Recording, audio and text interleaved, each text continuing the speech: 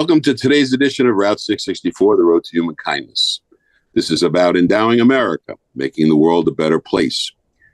And I often think about two songs that were very important to me in my lifetime. One of them was John Lennon's Imagine, and some of the lyrics in that are very moving to the point where they represent what we're trying to do today. Imagine all the people living for today. Imagine all the people living life in peace. Imagine all the people sharing all the world, and the world will live as one. So how far are we away from that imagined world? And I think we're getting closer all the time because we have now been able to communicate with each other using these mobile devices that are so powerful they can connect everybody in the world. The other song that meant a lot to me was Little Things Mean a Lot, which was a song sung by Kitty Callan all those years ago. And she was stating things that my parents taught me, that little things mean a lot. My guest this morning is someone who also thinks little things mean a lot. Her name is Brooke Jones, and she is a certified professional life coach and a certified applied positive psychology practitioner. Brooke is the founder of Sisu Coaching and vice president of the Random Acts of Kindness Foundation. And her world is one where people choose kindness over violence, compassion over cruelty, and action over indifference. And Brooke joins me now on Route 664, The Road to Human Kindness. Good morning, Brooke. Good morning. Thank you for having me, Les. Yes, I very intrigued by the Random Acts of Kindness Day that's coming up on February the 17th. And I know that you've created an organization that helps people do nice things. So give us a little bit of the background of how you came to want to create this kind of a foundation to help people be kind. It's a great question. I can't take credit for the foundation itself. It's been around a little over 20 years, and I've been here coming up on 12 years. The foundation was founded in the San Francisco Bay Area during a time in the mid-90s when there was this painful summer of violence. There was all of these violent acts going on, and people kept talking about random acts of violence. And there was a reporter at the time who said, can we stop talking about random acts of violence and start talking about random acts of kindness? And this idea of let's stop talking about the things we don't want. Let's start talking about the things we do want. And there are a lot of people resonated with that message, and the foundation was born. And later, in about 2000, was purchased and brought here to Colorado, where we are now located. And the mission of the organization is very simple. It goes back to that idea of let's focus on the things we want to see in the world and make kindness the norm, not violence and politics and all of these things that we see. You watch an hour-long news cycle, and you might get one little glimmer of hope at the end when they do a nice piece. But why can't we have more of that? That's what makes us feel good. That's what gives us hope. So that is our mission, and we do that through creating ways for people to be kind to each other in schools, homes, and in the workplace. And everything we do is completely free of charge. So we spoke almost a year ago around this time as well, when this Random Act of Kindness Day occurs. Is it a Random Act of Kindness Day, or is it a Random Act of Kindness Week? Does it kick off a series of events? We have always celebrated the week. It's always been a week for us, but we kind of focus now on the big day because that's sort of what hits the Hallmark calendars. It's just the day. So we often will put out all kinds of things for the week with schools especially. They like to celebrate the whole week. But the day, February 17th, is sort of this day that we consider just a highlight for people to get a little bit outside their comfort zone, do a little something extra special on that day. I mean, we obviously hope that people are being kind every day, but this is a day to do something a little extra and shine some light on. Give me a couple of examples of things that people could do that they might not have thought about that would represent acts of kindness. Well, it's a good question because I think we all think of certain things. Somebody might think of um, paying for coffee behind you in line or that kind of thing. The way we've structured an activity for this Random Acts of Kindness Day is to answer what you're saying. We're saying if you're in a group, whether it's a family, a workplace, a school, a classroom, whatever, write down two little acts of kindness that you think of immediately. It could be opening the door for somebody. It could be paying for coffee. Have everybody do that. Take those little strips of paper, throw them in a bowl, and then everybody grab one out of there. And so that act of kindness that you've grabbed out might not be something you would have thought about. It might be letting somebody into traffic. That can be a hard one for people. It could be, depending on whether an introvert or an extrovert, it might take you a little bit outside of your comfort zone. And that's what we're hoping, is that you'll do something a little different based on this simple activity and find some new ways to be kind. How do you get the employer, if you wanted to get that to employers, how do you communicate that to employers? I think that's a wonderful thing to start the day on February the 17th on this day of Random Acts of Kindness. So how do we communicate that? I'd like to be able to communicate that now. We're basically talking about, I'm hoping that when we're discussing this, questions about how this can be done, this is the way to start it. Just get yourself a lunch bowl and little pieces of paper, and you can create your own Random Acts of Kindness Day in your place of employment. That's right. Think about what that will do to carry forward for the week. That's a really nice thing to do. I like that a lot.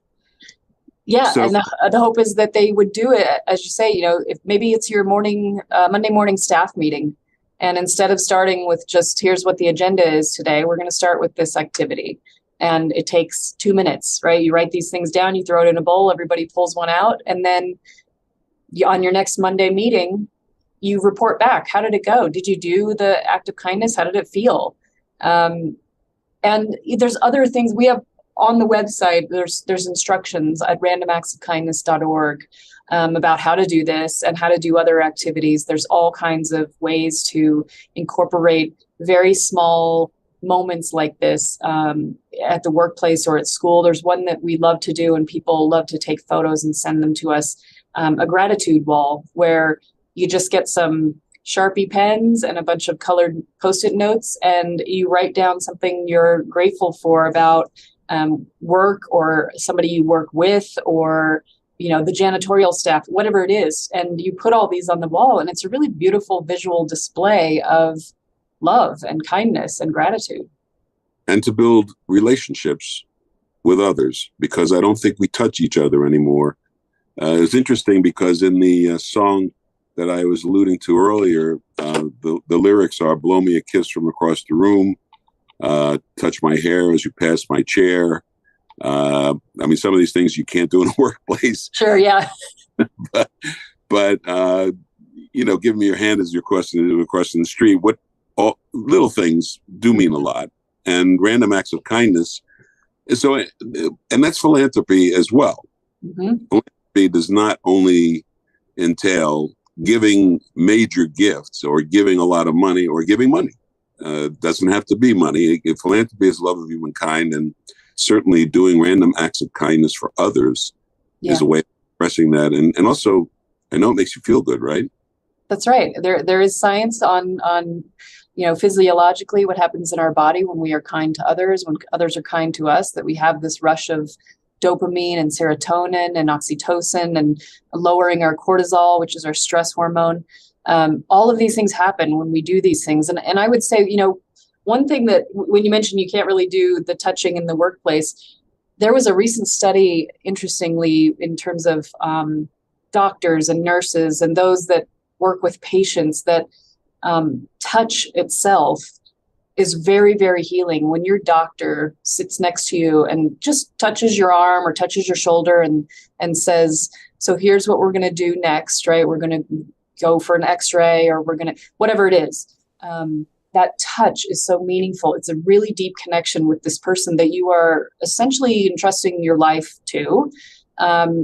that when they don't touch you, or they just sit and kind of read the chart and tell you what's going to happen next, very, very different physiological reaction in the patient and in the caretaker and in the physician, that they both feel a connection. And so there are places where it does make sense to incorporate touch in the workplace.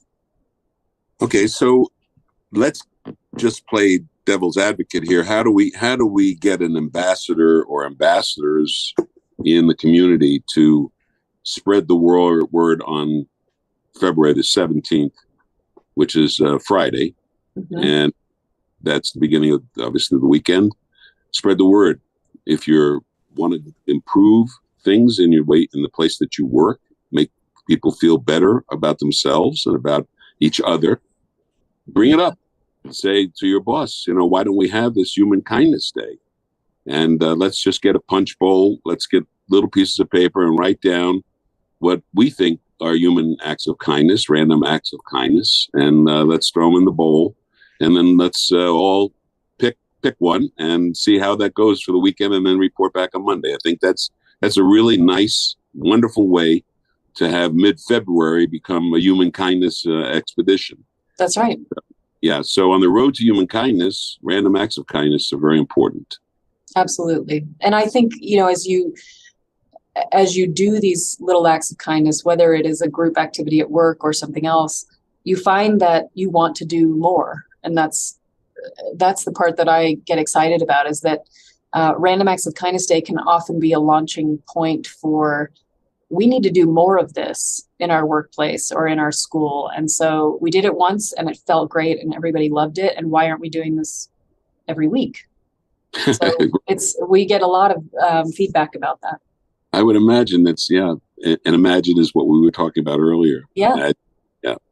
So we also, our random acts of kindness actually are 664. Those are random acts of kindness. 664 represents random acts of kindness on a different level. 664, not war, is do random acts of kindness, and we can be at peace with each other, and the world could be a better place to live in. So my guest is Brooke Jones, and you had some experience with random acts of kindness in your lifetime that helped you. If you want to talk about that a little bit as a close to our interview, that would be good. Sure. Yes. I think that kindness is so meaningful to me because I grew up in a pretty rough childhood with an abusive and alcoholic father who was not kind. I struggled a lot as a kid, and he committed suicide when I was 9 years old. And when that happened, I was quite scared to go back to school. I was worried that I was going to be seen as some kind of freak, oh, you can't, there's something wrong with her. And so I was scared to go back. And when I went back, the entire school had rallied in this most beautiful way to welcome me back and make me feel not only included, but deeply connected to the students, the faculty, everybody there to me. And it was such a beautiful act of kindness that I have vivid memories of. And then later in life, I suffered from postpartum depression after I gave birth to my daughter, and became suicidal myself. And so understood in many ways what my father went through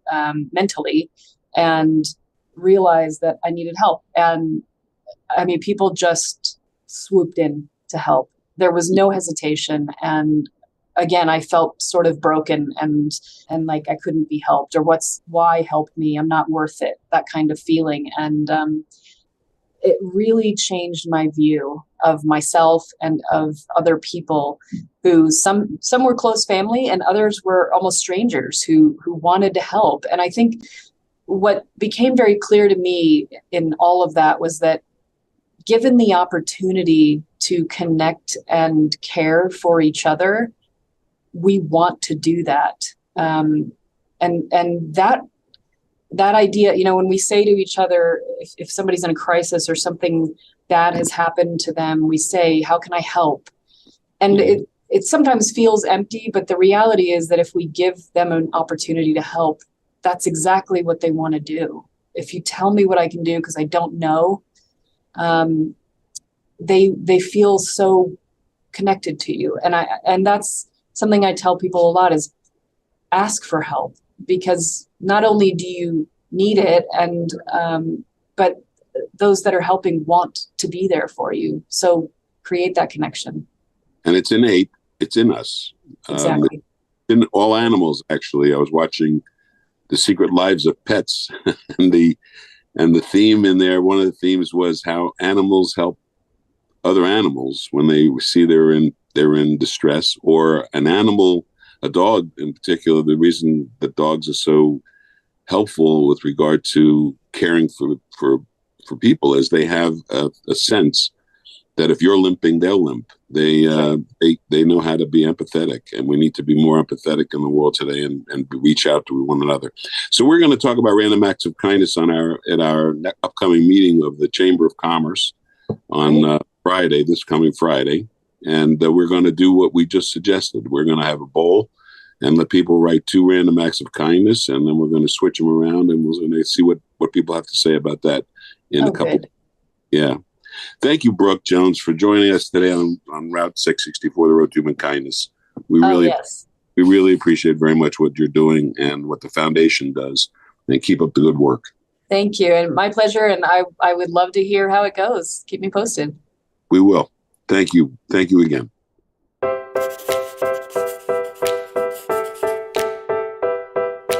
Ever have days when the whole world seems upside down and off kilter? Well, you can change that, and you can do it in less than a minute. Here's how. Grab a piece of paper, write down your name and the name of someone you know, then leave a blank space for a stranger's name. Got it? Good. Now, during the upcoming week, do something kind for each person on your list. It could be anything. Maybe it's treating yourself to something you love, raking your neighbor's leaves, or complimenting someone you don't know. That's it. Seem too simple? Well, it's not. Scientific studies show that random acts of kindness actually improve health and life satisfaction. They increase energy, optimism, self-worth, and our sense of belonging and connection in the world. Plus, they decrease anxiety, depression, and blood pressure. This transformation happens not only in the recipient and the giver of kindness, but surprisingly, also in the person who happens to witness the act of kindness. This means that if you do one act of kindness for one person today, and someone happens to witness it, you can, in that moment, improve the lives of 3 people. So do something that will make your future self proud. Share the power of kindness with all 3 people on your list. And who knows, if we get enough people practicing enough kindness, we might just set the world right again.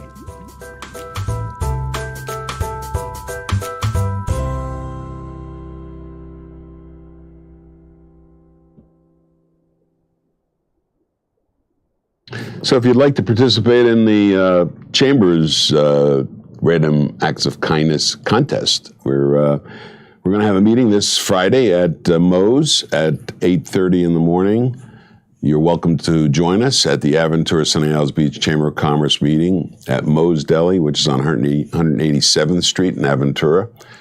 And we will have an opportunity to talk about human acts of kindness, and we'll give you an opportunity to participate. We will do exactly what we're talking about. We're going to give you slips of paper. You write down your random act of kindness, and we're going to put it in a bowl. People are going to choose them. And then at our next meeting, we're going to announce a winner as to who benefited the most from the random act of kindness, who felt great from it, what they felt about it, because you'll be able to tell us how you feel on our website by going there and giving us some feedback on human conditions when you create acts of kindness, when they happen in a way that people are not expecting. I want to also talk about Route 664. That interview that you just heard with Brooke Jones is going to play again tonight. Here's the schedule. This is what the schedule looks like for our radio station, and you can find that at socialsecharity.org, socialsecharity.org. That is the website, and on the website you can find the button for the radio station, and you can go there and you can find the menu or the schedule for the upcoming shows. So, for example, we have Everyday Heroes. It's a manifesto Monday through Saturday, and that is new episodes daily. And the Soulful Sounds of Steve Cole on Sundays. Sunday's a whole day of music, jazz, classical music, DJ music. Sundays are a great day to clean your house and listen to the radio station. And then, of course, during the week, we interviewed the replay of the interviews that we've done in the past and interviews that I've given. I was on the Frankie Boyer Show, which is a national show, and I was talking about social charity there. That's on the schedule. That's at 3 p.m. all week. You can hear The Soul of Business with Blaine Bartlett. There's a lot of content on the radio station, and you'll be learning how to utilize social charity. You'll be learning the effects of social charity, but you'll also be listening to some really great music to make you feel good all during the day. It's all about human kindness and feeling good. So one of the things I do to make me feel good is I play alai. I don't know how many of you are familiar with the game. This is my cesta, C-E-S-T-A. This is called a cinta, C-I-N-T-A.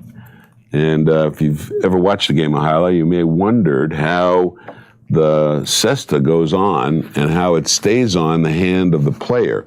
So there's a glove, and you put your hand in the glove, and then you tie the cinta around your hand, making it very tight so it doesn't come off, and you want to wrap it around over and over and over again until you'll learn how to do it. It's a process. You want to make sure you go under what is called the tongue of the cesta.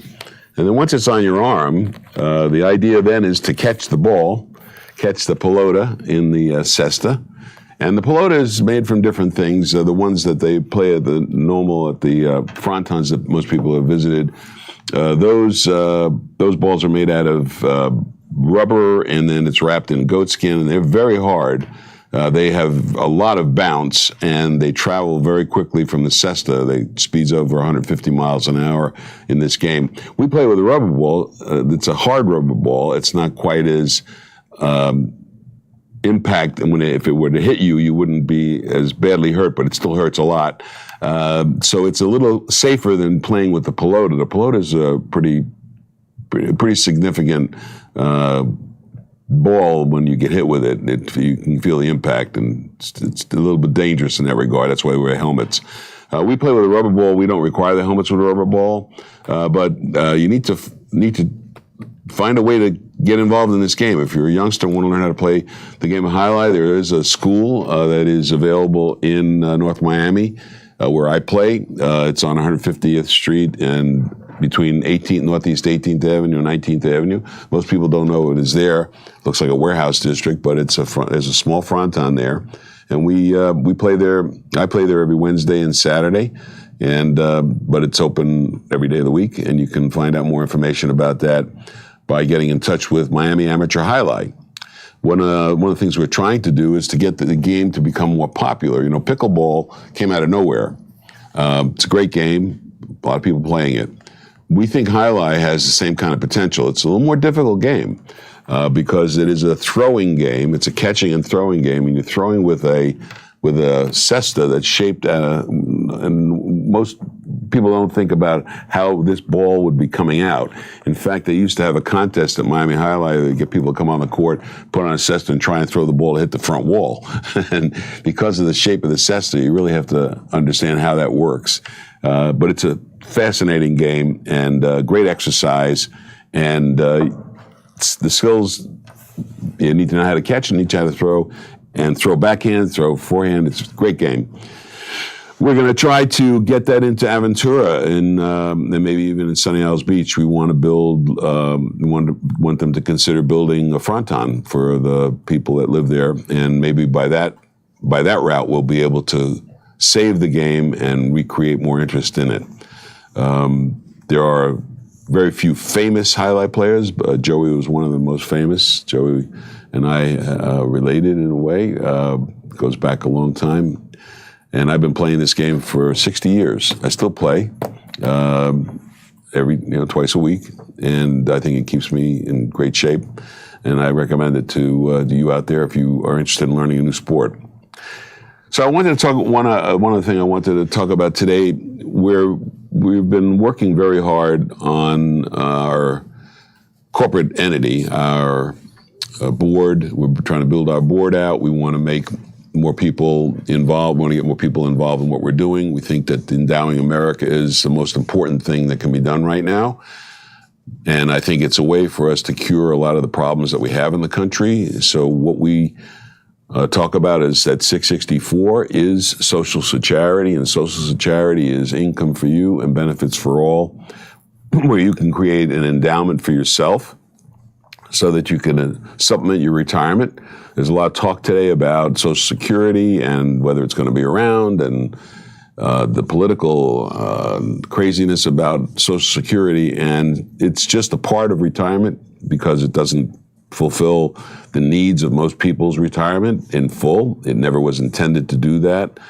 It's very important that you have a way to supplement that, and one of the things that we found is very effective is Social Security. You can create your own Social Security devices using non-cash assets. You can gift real estate, for example, and one of the things you'll learn about if you tune into the radio station, you'll hear Cammie Baker talking about gifts of real estate. We've also interviewed some real estate brokers, and we've explained to them how gifts of real estate to nonprofit organizations, to 501c3, can benefit the individual not just by the tax deduction, but also by creating income that they can use to live on in the future. And that's something that is not known to most really sophisticated investors, and so we want to be more attuned to that. And one of the things we'll be talking about at our upcoming session at the Aventura Sunny Isles Beach Chamber of Commerce meeting at Moe's at 8:30 tomorrow morning at 8:30 at Moe's, I'll be talking about the financial planning devices that you can use to gift real estate to create income and how that works so effectively. So there's a lot going to be discussed tomorrow at that meeting that may be of interest to you. In your planning, if you have real estate, if you want to find out how to deal with another type of real estate exchange using a charitable device, that's what we'll be talking about tomorrow. You can also learn about that at socialsecurity.org. There is information there, and if you want to check out more of that, you can go to our list of advisors and find advisors on there that specialize in real estate, in charitable real estate transactions. That's at socialsecurity.org. The power of Social Security, the theory of Social Security, that 664 equals E squared. The E squared is endowment squared. 664 is a part of the tax code that is available to all of us. It was put there by Congress many, many years ago. In 1969, when they changed the tax code, they included several different features in the tax code that allow individuals to build charitable wealth for the country, to endow the country, to endow nonprofit organizations in the country, but also to endow themselves. And that's the piece that's been missing. I don't think the public understands fully how that works. And you may be confused by it too, because you may think that charity begins at home, which is true in a way in this instance, and also that if you give to charity, you give it away forever. And those two things are true, but people don't understand that they can get something back from the gift to charity, not just a tax deduction, but income. And that's the power of Social Security. Real estate is a very, very powerful gift, especially if you have long-term capital gains that you want to avoid the taxation. You want to be able to pass assets on to your children. You don't want to do a 1031 exchange where you're still in the real estate business, and you don't want to do an installment sale. So you need to think about the charitable real estate exchange as a potential. You can find out more about it at the website, socialsecurity.org. Find an advisor that knows how to deal with this. Also, what organizations. As Endowing America Network Foundation, we are a foundation that accepts real estate gifts, and we provide a tax deduction, and we provide income for that gift. So you can contact us on the website and let us know that you have a need for our services that way. We'll be with you again next week. Thanks again for joining us on Route 664, the road to human kindness.